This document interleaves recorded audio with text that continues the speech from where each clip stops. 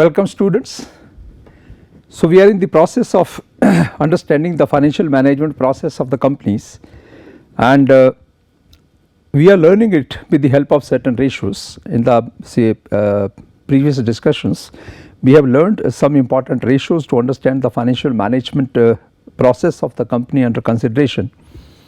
There we saw different ratios like debt to equity ratio and then the short term debt to equity ratio, and then we talked about the ratios like say finished goods inventory ratio and then the days of the stock holding. So in the series we will go further, and I like to discuss with you certain more ratios which are important from the perspective of a potential buyer, that whether we should extend him the credit or the firm the credit or not. And apart from these ratios which we have already talked about, which may be relating to the your operating structure or the operating management or the financial management. So in the financial management we had talked about 2-3 ratios earlier, and now we will be talking about some more important ratios. So in a way we are trying to find out the level of their current assets they are holding currently, and then the promptness with which they can pay the liabilities, short term liabilities as and when they become due. So you can say that we are studying the liquidity position of the firm also. And when we talk about the inventory level, so we see that what level of inventory they are holding. If the component of inventory is very high, it means we consider that inventory is a current asset but it is least liquid. So we will try to understand that how much inventory they are having and what are the days of their stock holding. We talked in the previous class, and now we will be looking forward towards the other ratios also. The one ratio is like receivables turnover ratio. Receivables turnover ratio. So in this ratio what we are to see is that since any firm is borrowing from the company which is making the analysis of the borrowing company, so it means that the borrowing company is also selling their product further in the market, maybe to the final consumer. So maybe you are making the analysis of your wholesalers or maybe the retailers, or maybe one company is say involved into buying from the other company and then selling it in the market to the customers. So certainly they must be selling at the credit along with the cash. So by say calculating this ratio, that is the receivables turnover ratio, we are trying to study the working capital management by the potential borrowing company, and we are trying to find out that if they are selling on the credit in the market, so how quickly they are able to collect those credit sales. So first part in this ratio will be to find out that what is the extent of their credit sales as compared to the total sales, or as proportion or part of the total sales, what is the proportion of the credit sales. Number one, if they are not selling at all in credit, it means we can expect that they are highly liquid company, and to sell them on the credit there will not be any problem for them to pay back to the selling company. So but if they are also selling further in the credit in the market, first we have to see that what proportion of the total sales they are selling on the credit, one. And if this proportion is very large, then it raises the question mark that if they are selling further in the market on credit and the large part of their sales are going to the market on credit, so if their sales are not collectible quickly, then how will they be able to pay back to the firm from whom they are buying. So the firm who is making analysis about the borrowing firm or potential or the say prospective borrowing firm, the borrowing firm's receivables management has to be reviewed and has to be analyzed. So there are two parts like inventory turnover ratio. Here also in the receivables turnover ratio also we have two parts.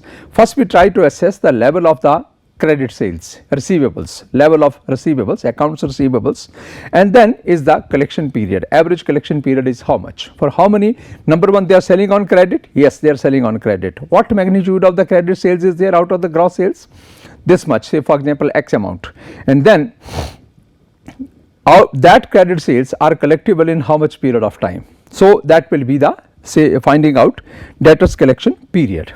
In this case receivable turnover ratio, as we have seen in case of the inventory turnover ratio, finished goods inventory turnover ratio, we take in the numerator the COGS divided by the finished goods inventory.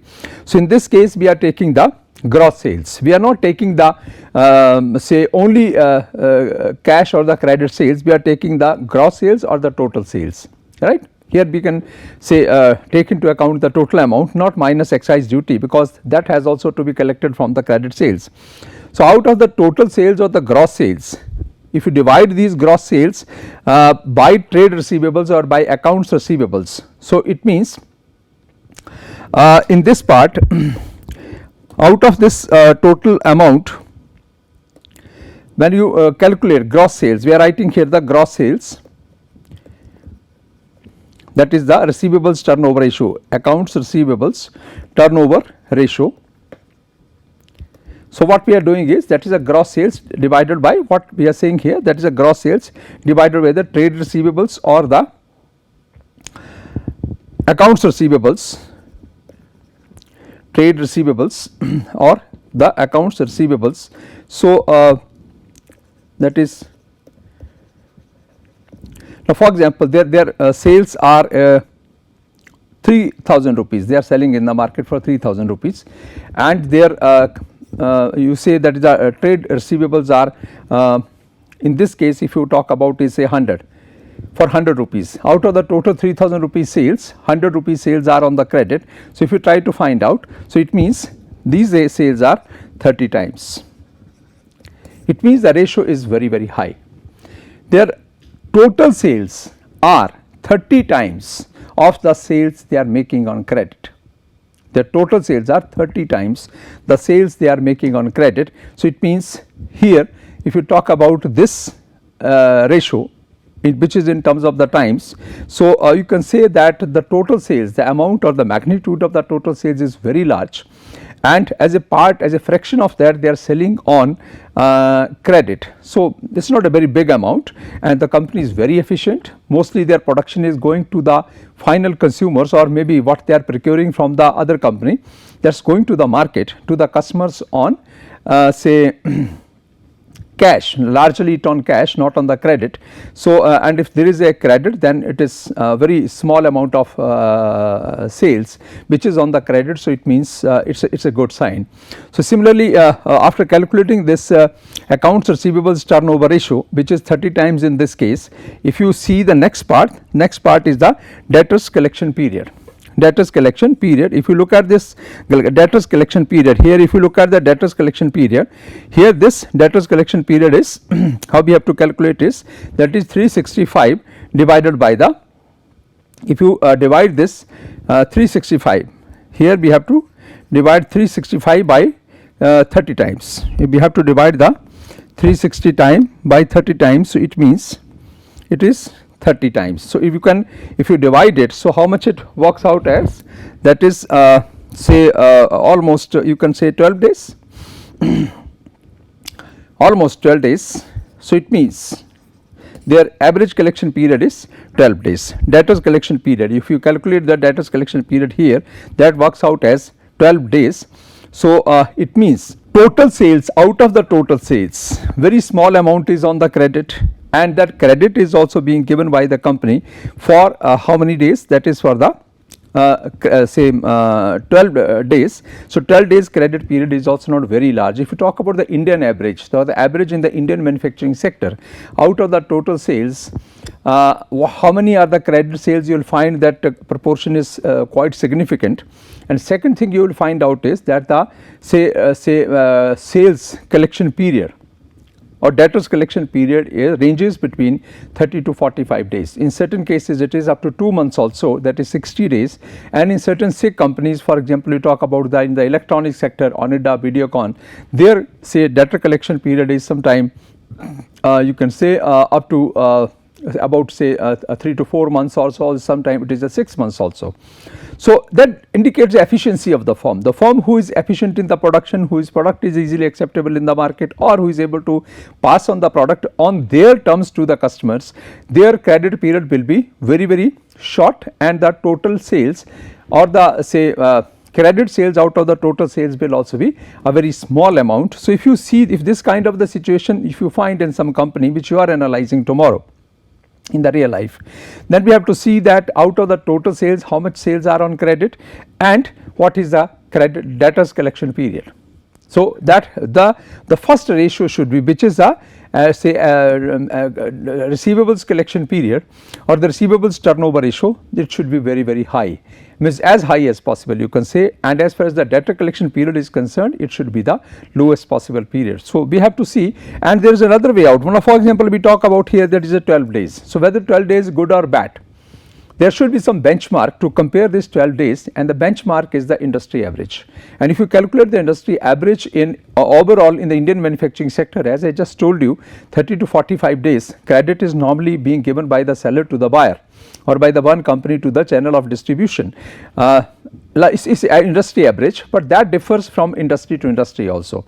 Maybe in the electronics this is 1 month period, in the say automobiles there is 15 days period, or maybe in the other sectors. So, that differs from sector to sector also. So, when we have to find out the industry average, we have to take the average of that respective industry in which that firm or to which that firm belongs, and then finally we will have to take a decision. If say for example, you find the industry average is 30 days, industry average is 30 days. So, it means if this company is you are finding 12 days, it means this is a sign of efficiency, and if it is in this case for example, it is 5 days in some companies, and if it is 12 days, so it means this is a sign of inefficiency. So, we will have to be careful while analyzing this ratio, right. Now, the next ratio is creditors turnover ratio. This is also very important ratio. Creditors turnover ratio is that how quickly the firm is making the payment to its suppliers, and this firm who is making the analysis, they are going to be their suppliers tomorrow if the company is selected for granting the credit. So, creditors turnover ratio means, first of all, it has also to be studied in two parts. First part is the creditors turnover ratio, which is purchases divided by the accounts payable, or other name is the trade creditors, we call it as the accounts payable or the trade creditors, right. And the second part we will have to find out is, that is the creditors payment period. So, first of all, we will have to see that out of their total purchases, what is the out of their total purchases, what is the amount of the purchases on credit, right. And second thing is that to look at, to work out is the creditors payment period. So, purchases divided by the trade credits. So, purchases divided by the trade credits, if you calculate here, so that is a creditors turnover ratio, payment being made to the creditors. So, here we have to take the say total purchases they are making, total purchases divided by the, what was the ratio here, total purchases divided by the trade creditors, or you can say that is the accounts payable or trade creditors or accounts payable. We have to take, sometimes people say that we should take the average figure of the accounts payable of the previous year's closing and the current year's closing, but here you can take the closing of 1 year only, that the year in which you are making the analysis, or if you are making the analysis of the past 3 years or past 5 or 6 years, then you take the closing figure, that at the end of the year how much say accounts payable or the trade creditors were there in the balance sheet of the company, and you compare that with the total purchases they have made in the year. So, we will have to find out that, say for example, the ratio we are finding out here is, that is the say again 300 rupees purchases they have made, and their creditors, if you find here, that is say 30, that is a trade creditors, so accounts payable is 30. So, it means it works out as 10 times, right. So, it means this figure is showing that of the credit purchases as compared to credit purchases, their total purchases are only 10 times. This is not a very high figure. It means whatever the total accounts payable they have and whatever the total purchases they have made total purchases of 300 rupees in a year, and out of that you can call it as 30 rupees purchases are on the credit.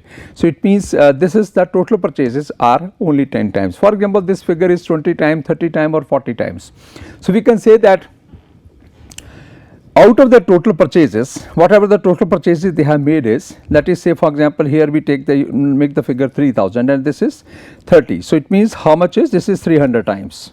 So, it means you can draw a conclusion that out of that total purchases only 30 rupees out of 3000 rupees total purchases is sorry, this is we are taking it as not 300 times, but this is the 100 times. We have to make this correction here. So their sales are 100 times, not 300 times. So we will have to make it 100 times. They are say we have made it 300 to 3000 now. So it is not 10 times, it is 100 times, and 100 times are their total purchases. Only 30 out of 3000 is on the credit. It means their credit purchases are not very high. So it means there is a sufficient scope for this company to buy on the credit from the other suppliers, and if the company who is making the analysis of their prospective buyer on credit, if they decide to give them the credit, I think the sign is that since their credit purchases out of total purchases are not very high, so they will be able to pay off their dues on the time as and when, how much credit period is given by the selling company to the buying company.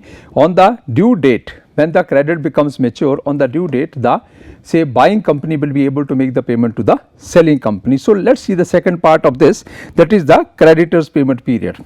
And if you talk about the creditors payment period, so here you have to again do the, that is the creditors payment period is, we have to calculate again, you have to divide the 365,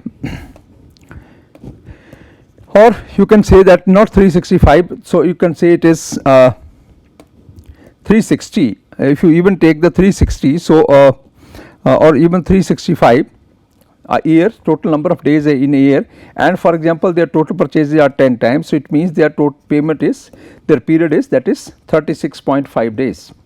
So normally within a month, almost little more than a month's time, they are making the payment to their suppliers. So then again we have to see that this creditors payment period is about 37 days. So whether it is acceptable, not acceptable, good or bad, again you have to take the decision with the help of the industry average, or you can see the other players in the market who are into the same industry, how much credit period they are enjoying and how much say after period they are making the payment. So we will have to compare that, or industry average is easily available these days, so we can find out the industry average. For example, you can refer to the database of say the database name is Probes, PROWE, Probes, and this database is owned by a company called as CMIE, Center for Monitoring Indian Economy, Mumbai.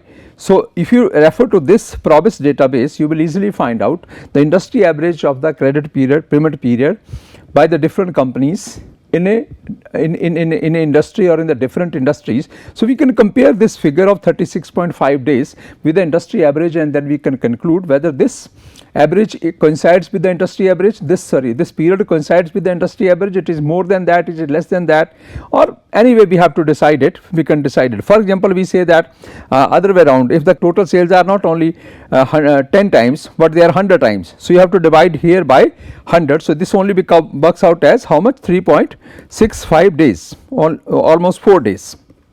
So in that case this company must be a very good efficient paymaster, and as and when the sales are missed, first thing is only very small fraction of the total purchases is on the credit, and the credit period which they are say availing is only 4 days. After 4 days they are making the payment to their suppliers. So it means it is a negligible period, and you can say that almost their total purchases are on cash, very small fraction of the total purchases is on the credit. So still there is a scope that they have not fully exhausted their borrowing capacity. There is a sufficient borrowing capacity for this company to expect the credit from the supplier, so we can easily decide. But if the picture is like this, that they have not 100 times but 10 times, and their average payment period works out as, or their own payment period works out as 37 days, 36.5 days.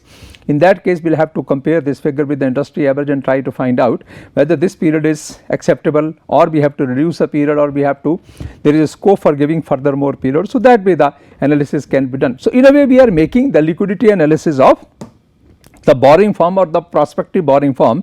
If they say maintain sufficient liquidity with them, then there will be no problem for them to make the payment. But if it is facing a problem that the firm is doing a good turnover, they are making good sales in the market, and they are say having sufficient profits, but what extent or to what extent or what part of that profit is on cash, that has to be measured here, and finally we have to end up by looking at the liquidity position of the firm, and liquidity position is to be studied by these different short term ratios. Then we have the other ratio is the current ratio, and then one more ratio is the debt service coverage ratio. So, let us see these ratios. I think you must have read these ratios somewhere. This is not the new, or these are not very special ratios. Everybody understands if he has some background knowledge of some say liquidity analysis of the firms, how to do the liquidity analysis of the firms. So, current ratio is also one important component in the liquidity part, and while we studying the current ratio, we as you know, we compare the current assets with the current liabilities, and if you talk about the standard rule of thumb, in this ratio we have the standard rule of thumb, and acceptable current ratio should be somewhere nearer to or maybe around 1.33 times, right, 1.33 times.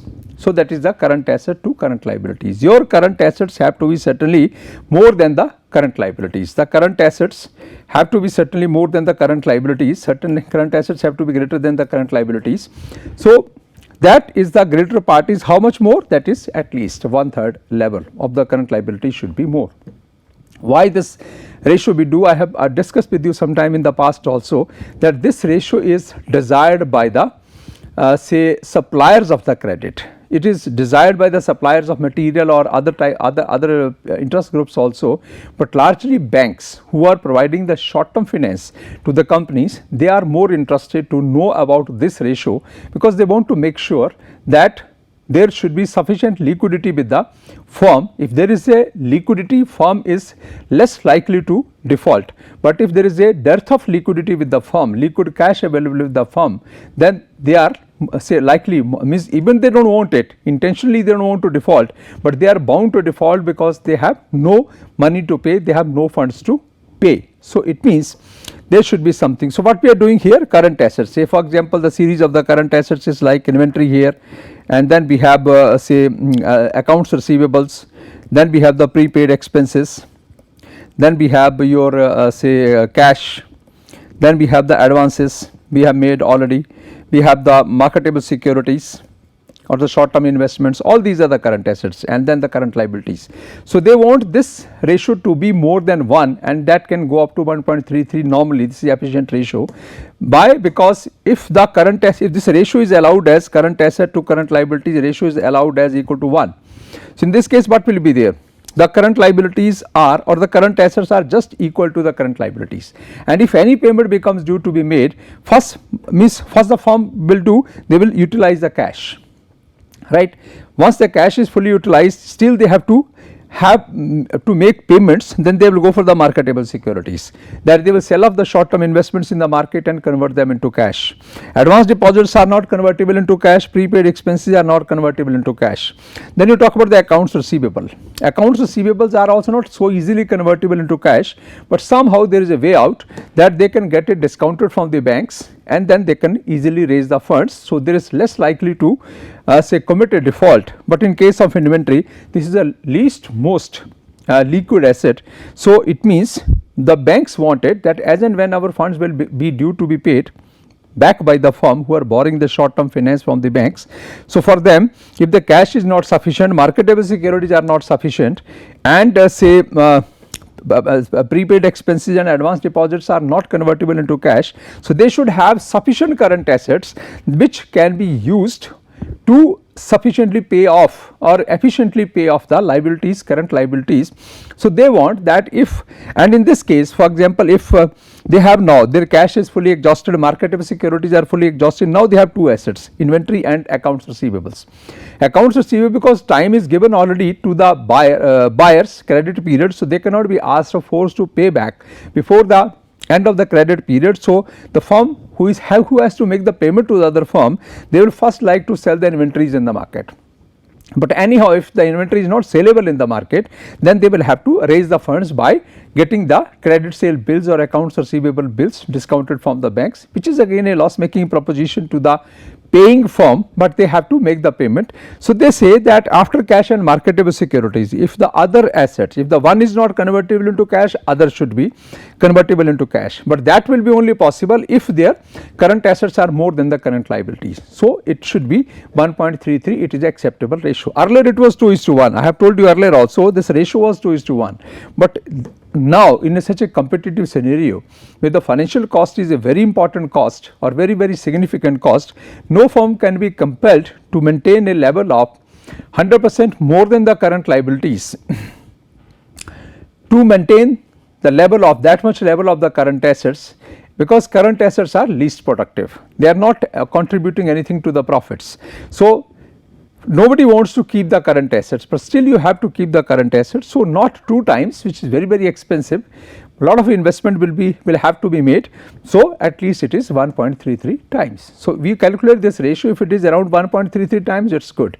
If it is less than that, then the firm has to be asked to first maintain this ratio and then we will think about you, and if it is more than that, then it is good for the lending firm, but not good for the borrowing firm, because their cost will increase. So, this ratio has to be calculated to know the further particular liquidity position of the firm, and there we will be able to find out whether they will be having the sufficient liquidity or not as and when the payment will become due to be made, right. And then we have the other ratio here, last ratio is, that is the debt service coverage ratio. Debt service coverage ratio. So, it means we are talking about the 3 things in the numerator. We are talking about the profit after tax, we are talking about the depreciation, and we are talking about the interest. And here we are talking about the interest and we are talking about the repayment obligations, right. We are talking about these 5 things in total, 3 in the numerator, 2 in the denominator. So, what we have to pay here? We have to pay the interest on the loans and we have to pay the say installment of the principal amount. So, this is the maybe quarterly, half yearly or annual obligation of the firm, payment obligation of the firm. They have to make the payment. If they have borrowed any money, they have to make the payment. It may be short term loan or it may be any other loan, maybe the long term also, but still it should be analyzed. So, it is the loan part which we have to pay. We have to regularly, every month we have to pay the interest on the loan, and then we have to maybe quarterly or maybe 6 monthly or maybe annually we have to pay the principal component also. So, this total makes the obligation of the firm to be paid, which is in the denominator, and from where it will be paid? It will be paid from the numerator, that is the profit after tax. Depreciation is there with us, but it is a non-cash expense. So, it means that money is also available, those funds which we have debited with in the profit and loss account, those funds have also not gone out. So, they can be used in the emergency to service the debt plus the interest which we have to pay. So, that will be, if we have already debited that in the profit and loss account, so we will add it back to the profit, because profit after tax is calculated after subtracting the depreciation and interest. So, if interest is already paid, then there is no point making analysis. So, we will have to find out the magnitude of the funds available before making the payment of interest and obligation, and that magnitude can be worked out by summing up the 3 components: profit after tax, depreciation and interest, that is the numerator, and in the denominator is the obligation, that is the current obligation, and the annual or 6 monthly or the quarterly obligation, that is the component or the part of the principal payment. So, repayment of the principal and the interest, both these components have to be compared with the numerator. So, numerator should be sufficiently high. Normally, how much high? We talk about this high should be, that is minimum 2 times. This has to be minimum 2 times. So, it means this should be in debt service coverage, DSCR we call it as debt service coverage ratio should be minimum 2 times. If it is more than that, then it is fine, but if it is 2 times, then if it is minimum 2 times, then it is reasonable, it is acceptable, and there is nothing to worry about, because if they are maintaining sufficient say profit after tax they have, depreciation fund is also sufficient, and interest which they are paying is also not very large. So, it means if it is 2 times, the numerator is 2 times of the denominator, then I think the firm is in a comfortable position and they will be able to service their debt as and when it becomes due, both the interest component as well as the repayment obligations. So, it means out of this total analysis, we can draw here one conclusion that if you want to see the make some analysis of the firm or the overall say performance of the firm, because we want to make sure that they are going to the firm who is the borrowing firm, they are going to stay in the market, that firm is a viable firm, that firm is financially active firm, and their operations are also active, their finances are also say nicely being managed, effectively being managed, and there is no likelihood or possibility that they will become another Nirav Modi or maybe Mehul Choksi, or there will be another Vijay Mallya, that they want to take the credit from different sources, then you enjoy the credit for sufficient period of time, and after that wind up the business and run out of the country. That should not be the situation. So, maybe a small supplier or a big supplier, the credit security is important for everybody. And if you talk about the credit security, say for example the suppliers, if you think about, in case of big companies who buy their different inputs, the suppliers are very small in size. Say when you say talk about the video economy, they are manufacturing the color TVs. So, by manufacturing the color TVs, they are not manufacturing anything. They are buying circuit from some source, they are buying cabinets from some source, they are buying say other inputs to the TV from different sources. So, it means those sources or those suppliers who are manufacturing circuits, who are manufacturing cabinets, who are manufacturing glass part or the screens, they are not very big, they are small, and their business is running that they are fully dependent upon the final user of their product. So, they are ready to give the credit, but they want one security that whatever the supplies we are making to you, we will get back our funds on the due date, how much credit period we are giving you, how much credit period we are say trying to give you, or maybe we are giving you, that symbiosis should be maintained by the user also, so that it's not difficult for the supplier also, it's not difficult for the user also, both are working in tandem to fulfill each other's requirement. And if the supplier is giving the supplies on credit and buyer is using that and further selling the product in the market and then collecting the dues from the market and making the payment back to the supplier. So, that way it is a win-win situation for both. But if anybody defaults in this process, then entire symbiosis is disturbed, entire same relationship is disturbed, and finally it will spoil the supplier also, it will supply the user is already, the buyer is already spoiled. So, it means it will say harm many players in the market, because there are many stakeholders in one business. So, here that is why I was talking to you that we have to make two broad analysis, operating structure of the firm and the financial structure of the firm, and with the help of certain ratios we can study the operating structure and the financial structure of the firm, and always make a golden rule that look at the operating structure, if it is good, maybe say for example if both the structures are good, operating and financial, then do not worry, you give the credit. But if operating is good, financial is not that very good, then nothing to worry about, because the firm will improve. But reverse happens, that operating structure is poor and financial structure is very good, never give any credit to that buyer on credit, because your funds will not be safe in that case. Right. So, this is the point of analysis we have made here with the help of certain ratios, though these ratios are not new, but the context here was, and which we have used these ratios, that was important, that how to use these ratios, how to analyze these ratios, and finally how to interpret these ratios. After this operating and financial analysis of the potential borrowers, we will be say analyzing the managerial structures and the industrial scenario, and how they play the important role in finding out the say possibility of selling on credit in the market. That we will be doing, but that we will do in the next class. Thank you very much.